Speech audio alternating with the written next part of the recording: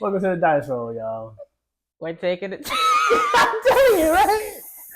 I'm telling you. Welcome to the D.I.C.E, guys. We're taking a chance on Jesus. Never a gamble. Never a gamble. Never. So we've been talking about this for months, and gorgeous girl like last week was like, "Man, let's just do it." Even the last day before you go back to work. Yeah. Let's just do it. So went to go get cleaned up because I looked like a caveman. Gorgeous girl, she always was beautiful. For I was gonna say for those who don't know me, that sounds ugly, but I'm Calvin Irving The third. Full government, and this is my lovely wife. My name is Demaya Evans, but now I am Demaya Irving. Let's get it. We recently got married in August, but we've known each other for 2 years now. Yeah, this is a quick background. I used to live in New York, Brooklyn, and we met over TikTok. Who would have known? Of all places. Right? Never would have thought. I'm a social butterfly. And I'm not. Not at all. And I was like, yeah, I'm going to meet my wife in a Starbucks or something. I used to think I was going to meet my person in like face to face too. Yes. Never would have thought internet. Yes. Like I highly actually did not like that. I never liked the thought of meeting someone through the internet. That's why I could never do online dating or dating apps. I'm good on that. Mm-hmm. I just never had it in me to download an app and be like, hey, what's your name? Yeah. Even though Instagram, you can kind of get to know somebody like that, which is eventually how we ended up getting to know each other. Mm-hmm. But I just never thought my wife would be, I never thought I would meet her like that. So God totally like flipped the script for the both of us seemingly. So, yeah. Calvin was living in Houston at the time. I was in New York. And during those 2 years, we were flying back and forth to see each other. Yes. Like once a month at least. At the bare minimum. God made that happen because there's no way. But 2 years later, here we are. We currently reside in Houston. And I like it. It's cool. It's different from New York. But home is a person, not a place. Ew. Because everybody always asks me, oh, do you miss New York or do you like living in Houston? And I really don't matter. It doesn't matter to me where I would have been. Yeah. Wherever he was, I was going to be. So that's where we are now. That's cute. Ew. It's the truth. Somebody asked me earlier, like, what if you moved to New York? I'm like, that would have been an interesting twist to our relationship. I don't know what that would have looked like. That would have been struggle. Yeah, where was I gonna go? I don't know. Just the cost of living is just so expensive over there. It's not worth it. I saw what $600 a month gets you, and it's like a coat room closet. Literally. Like it's almost like the size of our restroom. Yeah. So the tagline is literally what the podcast is going to be about. Right. Taking a chance on God and how that will never ever send you where you ain't supposed to be. Mm-hmm. We can go through different Bible stories, real life situations. Yes. Right. But that's what we have this here for. Yes. This is my friend. Calvin put this together so well. Like, y'all, look. He did it. And he was like, this is not. This is really good. That's all right for because I wanted a literal die, right? Yeah. So the way we're going to do these is that every week at the end of an episode, we are going to roll this die, and this die is going to have different topics on the faces of every single whatever. Yeah.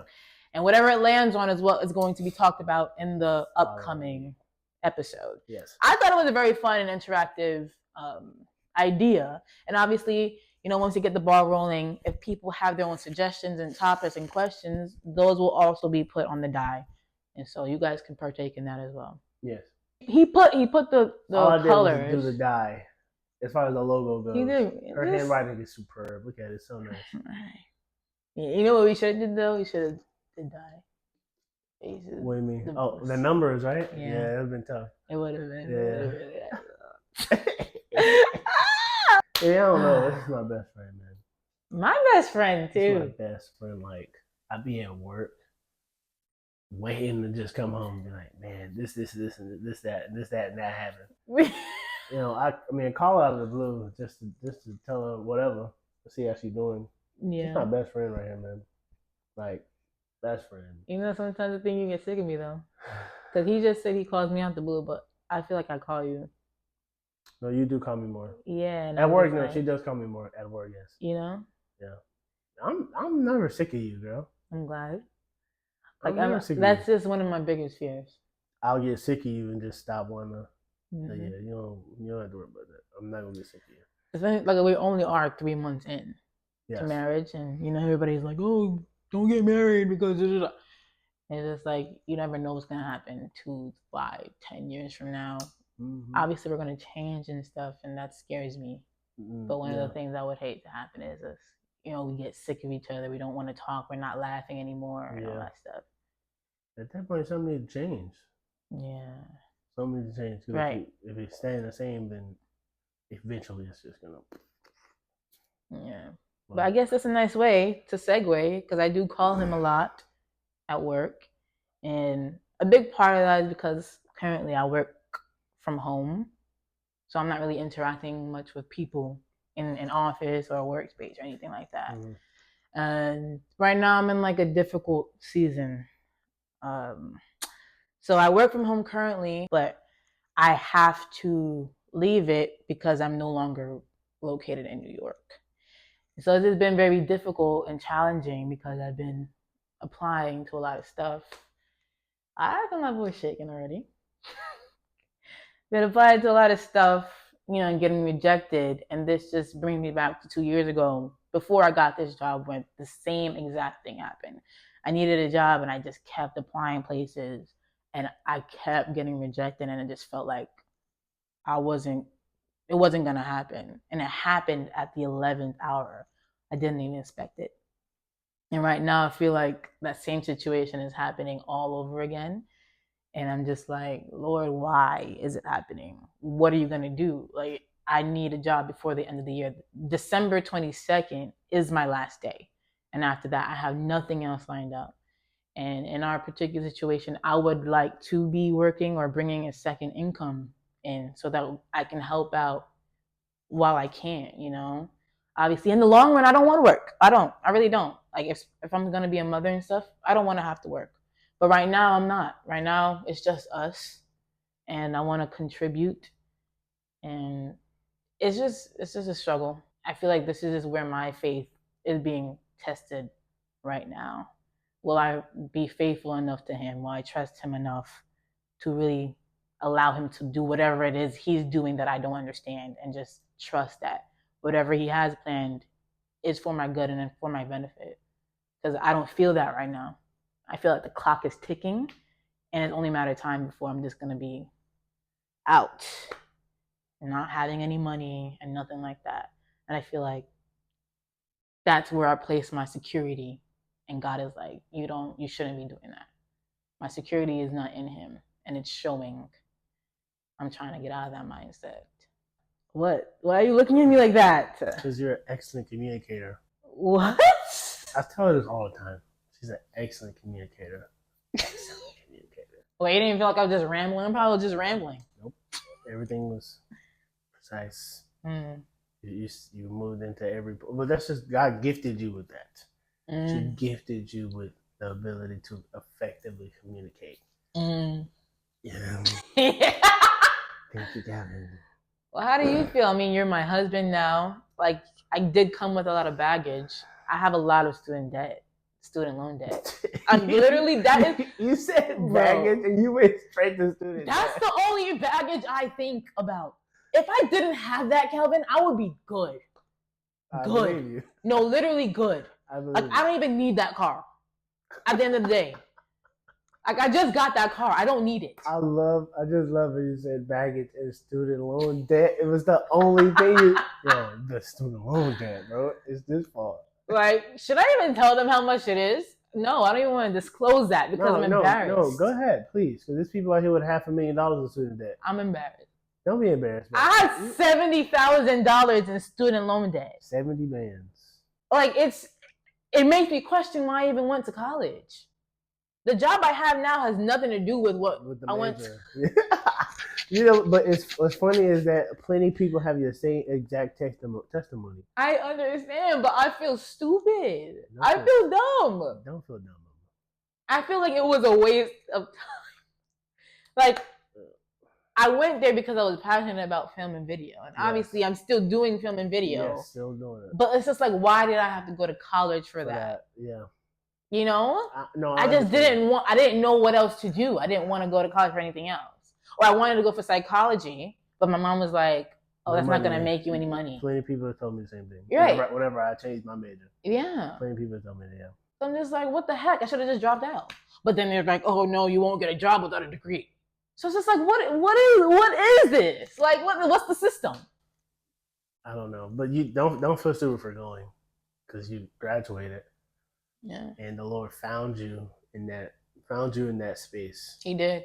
Sought you out big time. Yeah, no, seriously. So we don't know what your life will look like if you ain't go. Yeah. Because we just don't know. But I understand. I get it. I get it. Like my sophomore year at college for me, I was just like, why am I even here? Sophomore year for me was COVID. What? Yeah. No. End of sophomore year was 2020 for me. Then COVID hit. Boom. Oh, I forgot. No, okay. Yeah, I just never went back because I'm like, listen, that spring semester, because COVID had. I think COVID was like on a rise, like the October of 19. Yeah, it came into 20. Yeah. Yes. Like I remember March 2020 is when everything shut down. Well, I remember. Yes. It was my birthday. March, because that was right around spring break. We had 0 spring break. We was at the crib. And I had to take my courses online. I hate that. I really hate being in front of the computer. Of course. Like, it was in her room. Yeah. I like to be in my class in the very front. Like, I mean, eyeballing almost, you know what I'm saying? My eyes burning the back of my professor. I like to sit that close, ask my questions.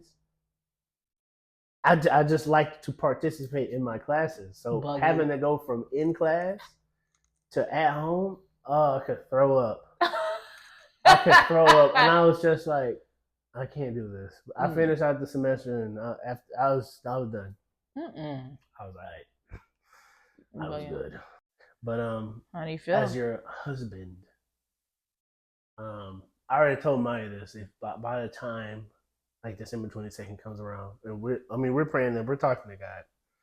And if by then he doesn't send her a job, or like the day after that, I already told Maya I'm willing to move jobs and find something else that would allow God to provide through me for us. And that's something I told him I don't want to do though. Yes. I don't want him to do, like, this job has been a blessing in my perspective, or it's been a big blessing, and he's just been like, to me, you've been elevated with it. I'm just like, why would God do that for you, just for you to be like, okay, time to move? And so I'm like, I'm not feeling like he's telling you to do that. Mm-hmm. I know that, you're thinking about and considering our situation. Yeah. But I don't want that to happen. I don't think that should happen. Obviously, when the time comes, we'll talk about it, consult the Lord and all that. But that's something I don't even want to entertain. I don't think you should. Like, if anything, I'll be, I don't know, DoorDash. No. No, I don't want you to DoorDash, man. No. Yeah. I don't want you to DoorDash. No. I told Maya I'm willing to switch jobs completely. And on top of that, if I have to give my car up, I'm completely willing to do that. Yeah. It just is what it is. Yeah. I mean, different job. Pray if I have to, different job. The Lord provides for me, for us. So that's there's more money coming in for us to handle the necessities, and then one less bill to worry about, less gas. That's all it changes. Right. I would want mine to not work. I would love for her to have that option. Yeah, let me just be clear. It's not like I want to just not work and just lay up. Yeah. No. I've been battling this thing where I don't want to create because I don't believe in what I create. I don't like my videos like that. I don't like my music.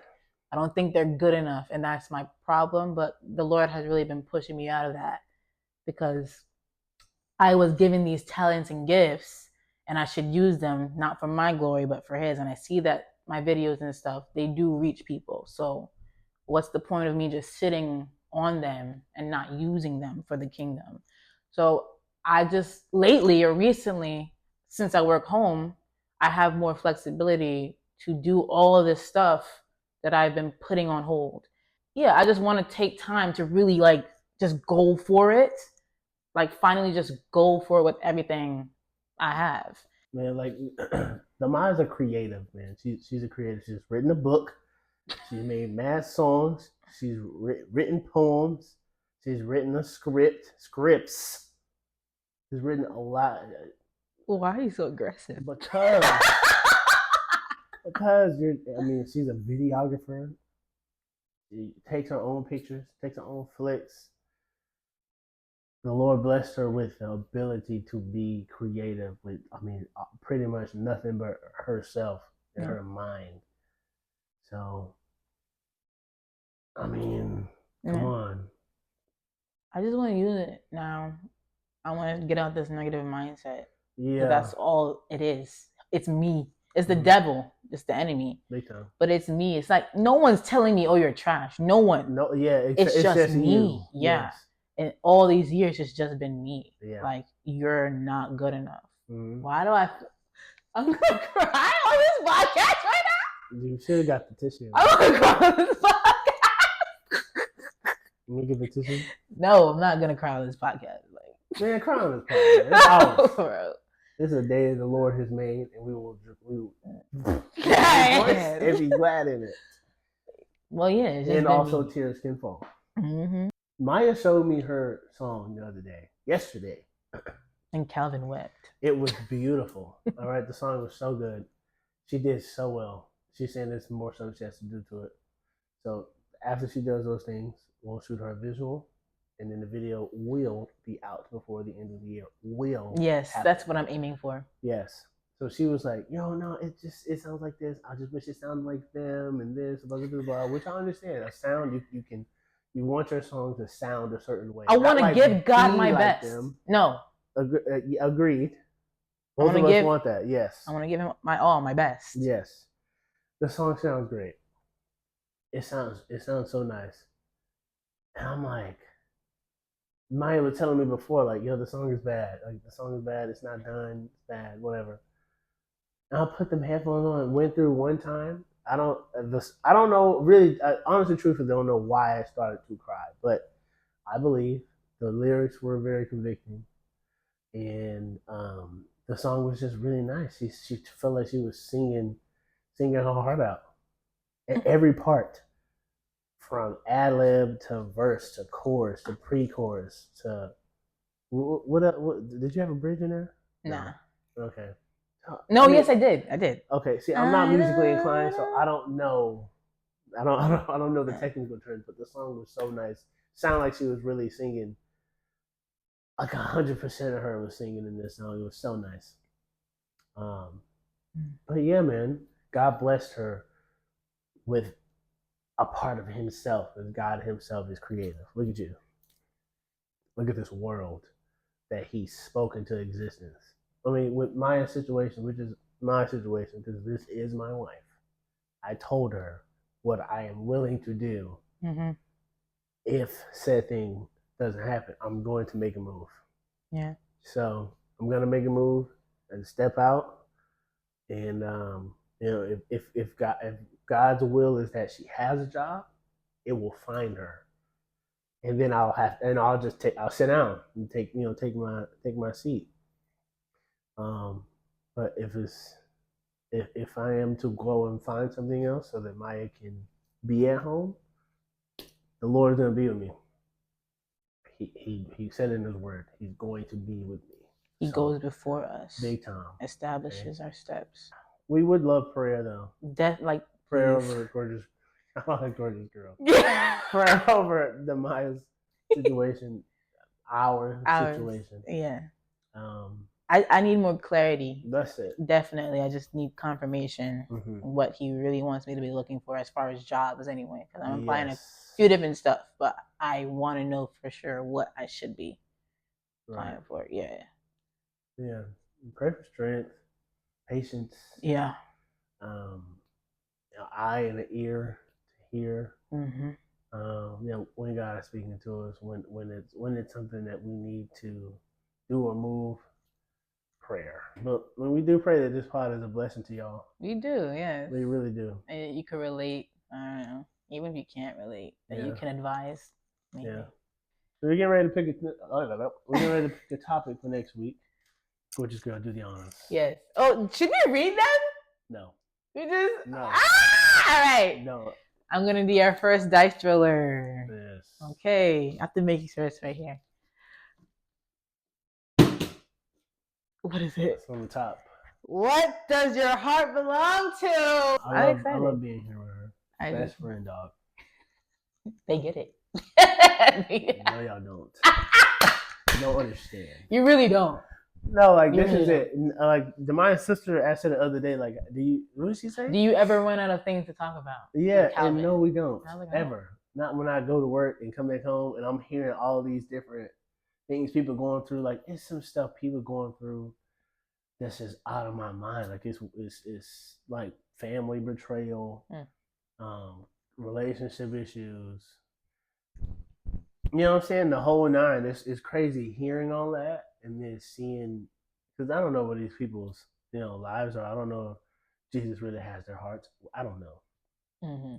But I'm like, he would make all this better, bro.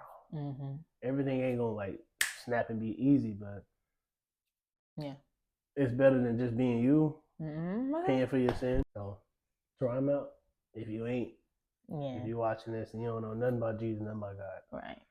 I pray that he equips us with the wherewithal to give you and present Christ in a way that he presented himself while he was here. Yeah. Dice.